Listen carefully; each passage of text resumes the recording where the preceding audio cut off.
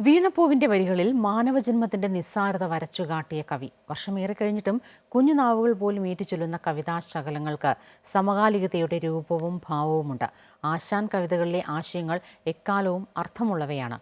അദ്ദേഹത്തിന്റെ ആശയങ്ങൾക്കൊപ്പം കവിതകൾക്കൊപ്പം ഒരു അനുയാത്ര.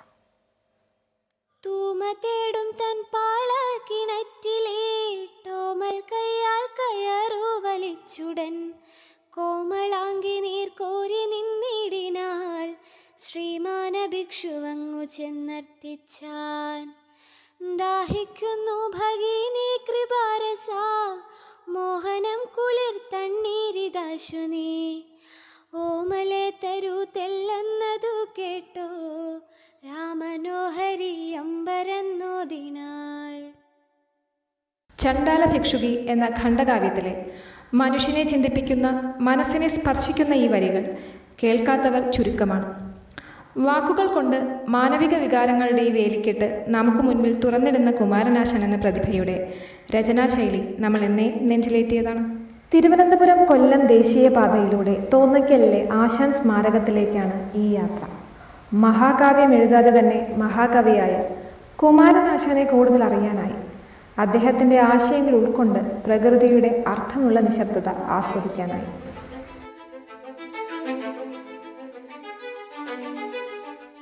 കാനായി എന്ന ശില്പിയുടെ ചിന്തകൾ ആശാന്റെ ആശയങ്ങൾ ഉൾക്കൊണ്ടപ്പോൾ ജന്മം കൊണ്ട പല മനോഹര ശില്പങ്ങൾ ഇവിടെ നമുക്ക് വേണ്ടി കാത്തിരിപ്പുണ്ട്.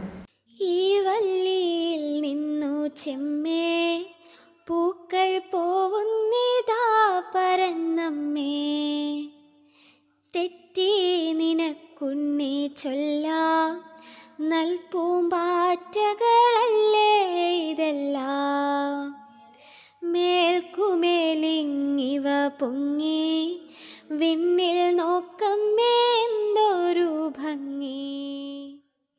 1873 ഏപ്രിൽ 12 തിരുവനന്തപുരത്തെ കായിക്കര എന്ന കടലോര ഗ്രാമത്തിലെ തൊമ്മൻവിളാകം എന്ന ഭവനത്തിലായിരുന്നു ആശാന്റെ ജന്മം.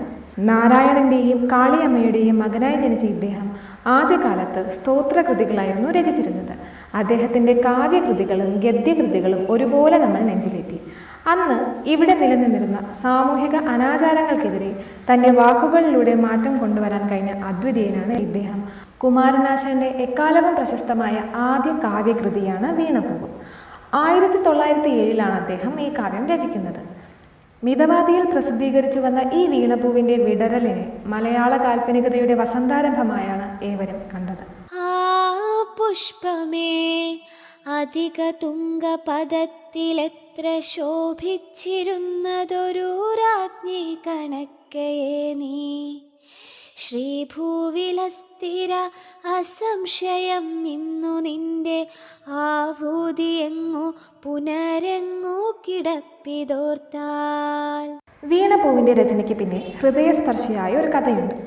അസുഖബാധിതനായ തന്റെ പ്രിയപ്പെട്ട ശ്രീനാരായണ ഗുരുവിനെ സന്ദർശിച്ച ശേഷം അദ്ദേഹം ഒരു പാലമരത്തിൽ നിന്നും പൂക്കൾ അങ്ങനെ അടർന്നു വീഴുന്നത് കാണാനിടയായി. ശ്രീനാരായണ ഗുരുവിന്റെ നിലയും ആ പൂക്കളെയും തമ്മിൽ അദ്ദേഹം താരതമ്യം ചെയ്തിട്ടുണ്ടാവാം. പിൽക്കാലത്ത് അദ്ദേഹത്തിന്റെ സുഹൃത്ത് വിനയചന്ദ്ര ഗൗഡ മുറ്റത്ത് വീണ് ചിതറിക്കിടക്കുന്ന മുല്ലപ്പൂക്കളെ നോക്കി അവയെക്കുറിച്ചൊരു കവിത എഴുതിക്കൂടെയോ എന്ന് ചോദിക്കുകയുണ്ടായി. ആശാന്റെ മനസ്സിൽ വളരെ മുൻപ് തന്നെ ഉണ്ടായിരുന്ന ഒരാശയത്തിന് പെട്ടെന്ന് പ്രചോദനം ലഭിക്കുകയും വിനയചന്ദ്ര ഗൗഡയുടെ ഡയറിയിൽ വീണപ്പൂവിന്റെ ആദ്യ ശ്ലോകം എഴുതുകയും ചെയ്തു. അതിന്നും ആ വീട്ടിൽ കാണാം. മലബാർ കലാപത്തിന്റെ പശ്ചാത്തലത്തിൽ കുമാരനാശൻ രചിച്ച ഖണ്ഡകാവ്യമാണ് ദുരവസ്ഥ. മനോഹരവും പാവനവുമായ ഒരു പ്രണയകഥ നമുക്ക് മുൻപിൽ ആശാൻ വരച്ചിടുന്നു. കലാപകാരികളിൽ നിന്നും രക്ഷപ്പെട്ട നമ്പൂതിരി യുവതിയായ സാവിത്രി ചാത്തൻ എന്ന പുലയ യുവാവിന്റെ കുടിലിൽ എത്തിച്ചേരുന്നതും അവർക്കിടയിൽ പുതിയ ബന്ധം നാമ്പിടുന്നതുമാണ് കവിതയിലെ പ്രമേയം. ജാതി വ്യവസ്ഥയ്ക്കെതിരെ ശബ്ദിക്കുകയും മിശ്രവിവാഹത്തെ പ്രോത്സാഹിപ്പിക്കുകയും മലബാർ കലാപത്തിന്റെ വർഗീയ മുഖം അനാവരണം ചെയ്യുകയും ചെയ്യുന്ന കൃതിയാണ് ദുരവസ്ഥ. ഇദ്ദുരവസ്ഥയിനുള്ളിൽ വികാരങ്ങൾ ഉദ്വോലഭാവമെന്നുരയ്ക്കും മധ്വചനങ്ങൾക്കും ആർദ്ധവമില്ലെങ്കിൽ ഉദ്ദേശശുദ്ധിയാൽ മാപ്പു നൽകിൻ അല്പം കനിഞ്ഞു ചിന്തിക്കുവിൻ പൂജ്യരെ ഇപ്പാവം ചൊന്നതിരന്നിടുന്നേൻ ഇപ്പാഴുപാട്ടാമെളിയ വിജ്ഞാപനം മുൽപ്പാടുവെച്ചു വണങ്ങിടുന്നേ. 1966 ആശാന്റെ ഈ സ്മാരക മന്ദിരം ഉദ്ഘാടനം ചെയ്യുന്നത്.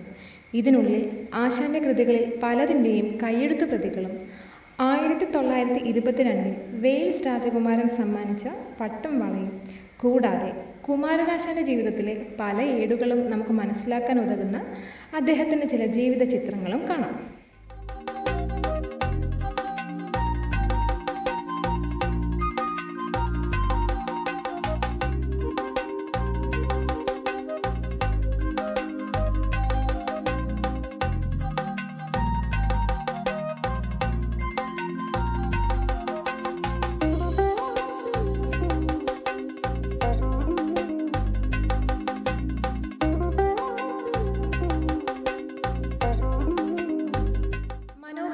ആശാൻ സ്മാരകത്തിലെ മറ്റൊരു കാഴ്ചാ വിരുന്നാണ് ഇവിടെയുള്ള മ്യൂറൽ ആർട്ട് ഗാലറി.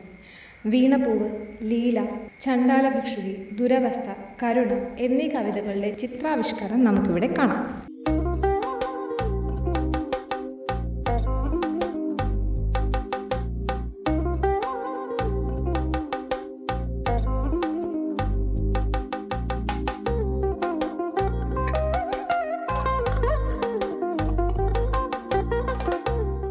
ആധുനിക കവിത്രയത്തിൽ ഒരാളാണ് മഹാകവി കുമാരനാശാൻ. അദ്ദേഹം വിവാഹശേഷം താമസിച്ചിരുന്ന വീടും ഇവിടെ പരിപാലിക്കപ്പെടുന്നുണ്ട്. ചില സംരക്ഷണ കാരണങ്ങളാൽ അകത്തോട്ട് പ്രവേശനം ഇപ്പോൾ അനുവദിക്കുന്നില്ല.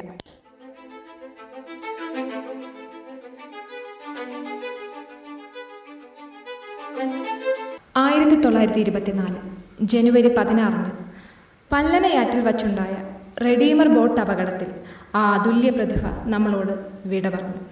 അദ്ദേഹത്തിൻ്റെ ശക്തിയുക്തവും ലളിതവുമായ എഴുത്തിലൂടെ മനുഷ്യ മനസ്സുകളിൽ എക്കാലവും ജീവിക്കുമെന്നതിൽ തർക്കമില്ല.